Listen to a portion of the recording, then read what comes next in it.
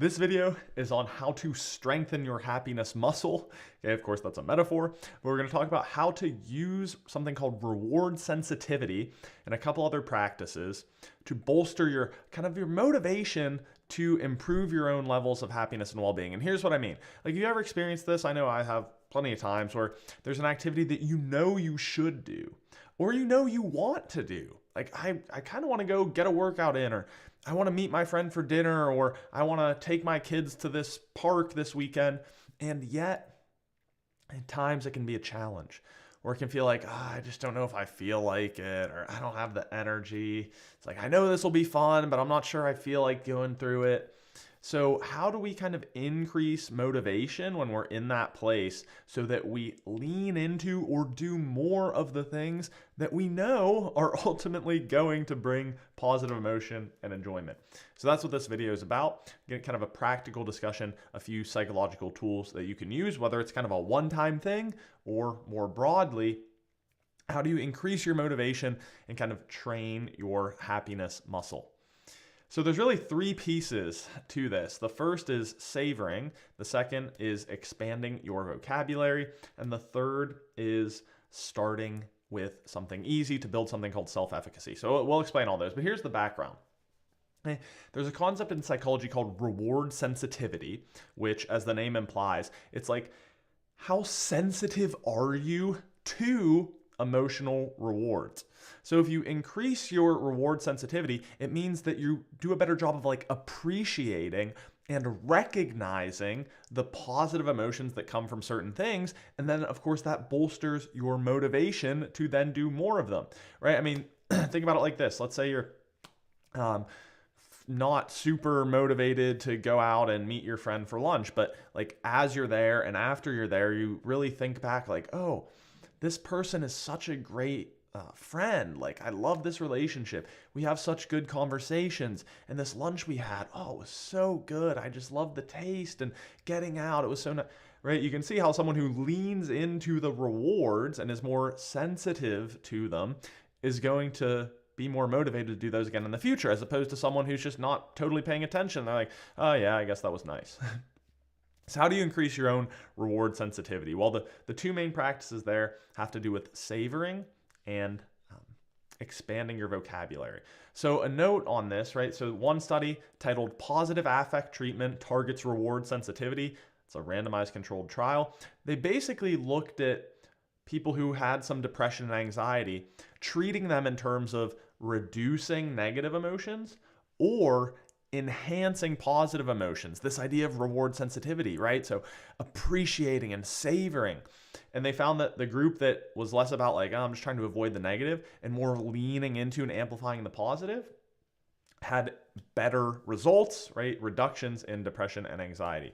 So kind of one simple way to do this, right, is for savoring, is to just think of one activity, okay, in your day that brings joy or brings positive emotion and brings happiness, okay? Now, as you're experiencing that event, try to bring your awareness, this is like meta awareness, right, to the positive experience of that event, okay? What are you thankful for? How does it feel? How does it feel in your body, right? What's that experience like for you? And then importantly, after you've enjoyed the moment, just try for maybe 2 minutes to close your eyes and put yourself back into that situation and maybe recount out loud, right? As if you're experiencing it again, some of the physical sensations, some of the details, some of the things that you loved or were most exciting or most joyful or most fulfilling about that experience. So, okay, you can imagine, right? So you, again, we'll choose that example of meeting your friend for lunch.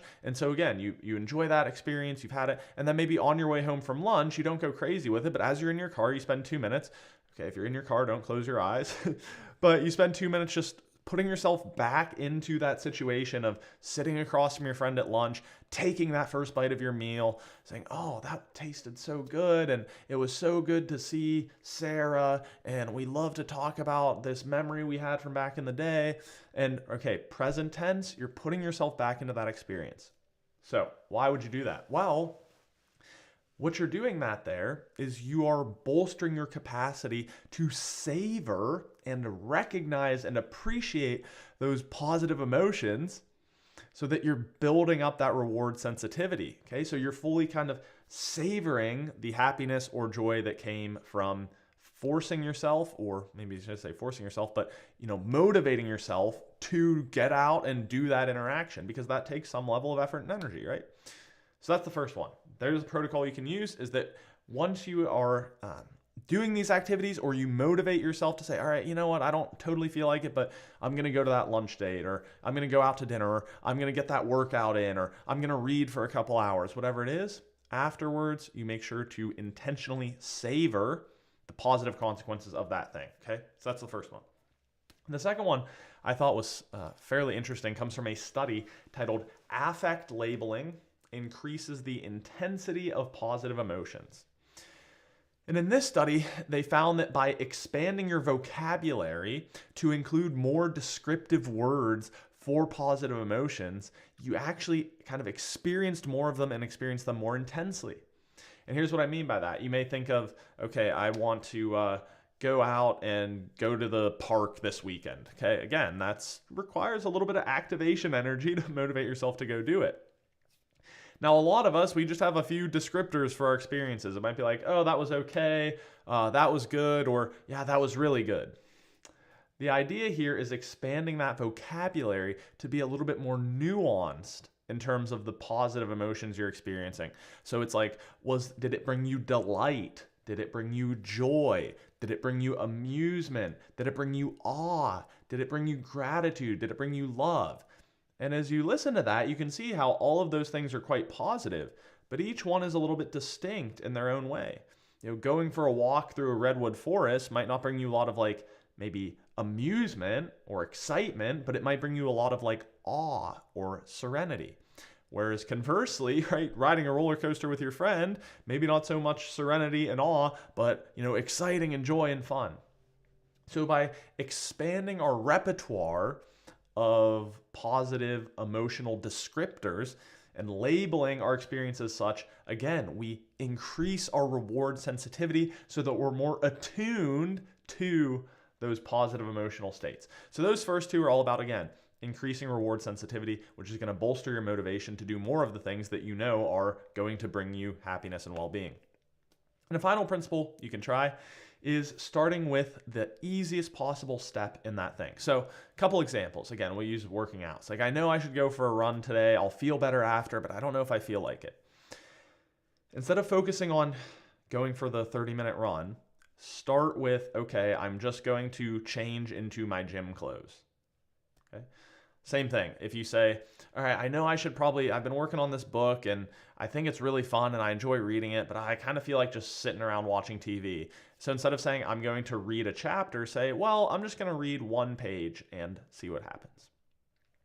Right? And so you can start to apply this to all different things, right? Same thing. You got a dinner date that you'll enjoy, but again, it's like, I've had a long day and I'm kind of tired. So focus instead of, okay, I'm going to spend 2 hours talking to this person and spending time socializing. Hey, what if I just focus on getting into the car and heading over there? Okay, and the idea here is that you have to start small. And what we tend to find is that motivation tends to increase after we take the first step or after we start rather than just before we engage in the behavior. So what happens here is you just take that little first step, you build up a little bit of momentum, and then because you're already down that path, motivation starts to follow. And what we see there is it has to do as well with self-efficacy, which I mentioned at the beginning, which is the idea that every time we do some small behavior in alignment with our intention or with our commitment we've made to ourselves, we bolster our kind of self-esteem and self-confidence so that we're more likely to do the behavior in the future. So again, think about it with reading example. If you say, I want to start reading more and I know that reading this book brings me happiness and fulfillment and interest, and you say, okay, I'm just going to read one page, and then you read a page. You say, well, maybe I'll read another page, and then you read a page. Maybe tomorrow I'll read 10 pages. Every time you do that cycle, you're building up your self-efficacy, which means you're more likely to follow through in the future. Contrast that with if you were to say, well, I'm going to read 3 chapters.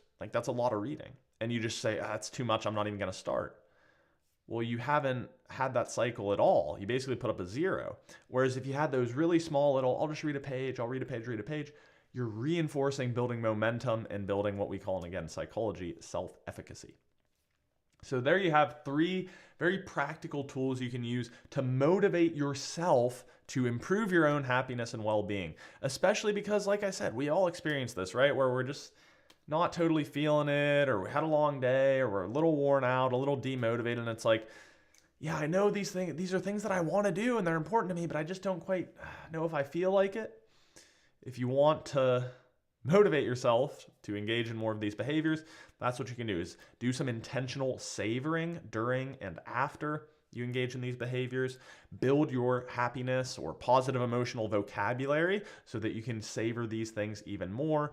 And again, start with the scaled down, what is like the very first domino or very first step I can do so that I ultimately build my self-efficacy to do more of those behaviors.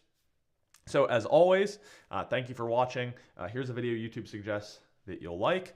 On this channel, I share insights from the art and science of happiness to help you be at your best in your daily life. So this has been the Happiness PhD Project with Jackson Kirchis, and I will see you next time.